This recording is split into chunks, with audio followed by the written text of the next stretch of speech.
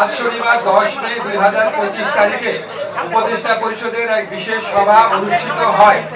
সভায় আন্তর্জাতিক অপরাধ ট্রাইব্যুনাল আইনের সংশোধনী অনুমোদিত হয়েছে।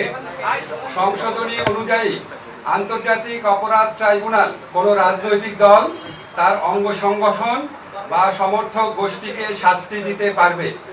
উপদেষ্টা পরিষদের বৈঠকে আন্তর্জাতিক অপরাধ ট্রাইব্যুনালে বাংলাদেশের আওয়ামী লীগ ও তার নেতাদের বিচার কার্য সম্পন্ন না হওয়া পর্যন্ত দেশের নিরাপত্তা ও সার্বভৌমত্ব রক্ষা, জুলাই আন্দোলনের নেতাকর্মীদের নিরাপত্তা এবং আন্তর্জাতিক অপরাধ ট্রাইব্যুনালের বাদী ও সাক্ষীদের সুরক্ষার জন্য সন্ত্রাস বিরোধী আইনের অধীনে সাইবার স্পেস সহ আওয়ামী লীগের যাবতীয় কার্যক্রম নিষিদ্ধ করার সিদ্ধান্ত গ্রহণ করা হয়েছে।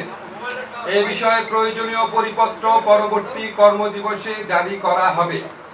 এর পাশাপাশি আজকের উপদেষ্টা পরিষদের বৈঠকে জুলাই ঘোষণাপত্র আগামী 30 কার্যদিবসের মধ্যে চূড়ান্ত করে প্রকাশ করার সিদ্ধান্ত গৃহীত হয়েছে। ধন্যবাদ।